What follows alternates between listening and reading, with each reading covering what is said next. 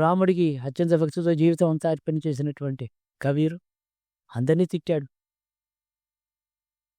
మూర్ఖంగా జీవించండి అని. అయితే ఆయన తిట్టాడు కాబట్టి గంగా స్నానం చేసి చేపలు ఉన్నాయి కదా వాటికి మోక్షం వస్తుంది, నీకు మాత్రం ఎలా వస్తుంది? ఇలాంటి ప్రశ్నలు మీద రేపటి నుంచి గంగా స్నానం మానేయడం అని తెలియదు. అది ఏమంటున్నాడంటే గంగా స్నానంలో నేను ప్రక్షాళనం చేసుకుంటున్నాను, ఇక పాపం చేయను, పాపక్షయం ఇక్కడ అయిపోతుంది నాకు, మళ్ళీ రేపటి నుంచి పాపం చేయను అనే సత్సంకల్పంతో అలాంటి దీక్షతో స్థిరబుద్ధితో గంగా స్నానం చెయ్యి.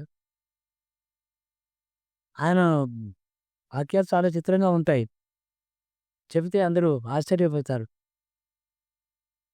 బహమన్సే గధా భలా, ముల్లాసే ముర్గి భలా. ఎంత చిత్రం! రాముడి కంటే గాడిద గొప్పది, మంచిది, ఆ ముల్లా కంటే ఆ కోడి మంచిది అన్నాడు. తిట్టడం అంటే అనుగ్రహంతో దయతో తిడతారు. గాడిద బరువు మోస్తుంది, దానికి ఏమిటి ఉపయోగం? శాస్త్రాలు చదువుకున్నావు, నీకెందుకు? శంకర ఆచార్యులు తిట్టలేదా? శాస్త్రాన్ని మోసుకుని తిరుగుతున్నావు కానీ దానివల్ల నువ్వు అనుభవించటం లేదు. పొద్దున్నే అల్లాహో అక్బర్ అని చెప్పి మైకులో అరిచేటటువంటి ముల్లా ఉన్నాడు, వాడు అల్లాని గురించి ఏం అర్థం చేసుకున్నాడు?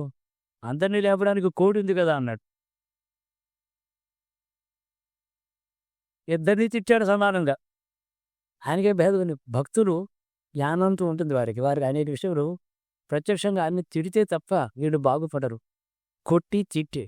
కొట్టి తిట్టేవాడు ఎవడు మన మీద దయా ప్రేమ ఉన్నవాడే కదా. స్కూల్లో టీచర్ తిట్టినా, ఇంట్లో అమ్మ కొట్టినా వాత్సల్యంతో ప్రేమతో కదా కొట్టేది. అట్లాంటి గురువులు భారతదేశంలో వందలు వేరు అనేక శతాబ్దాల్లో జీవించారు. వారు మనకు మార్గదర్శకుడు. జయం ఈశ్వరుడు.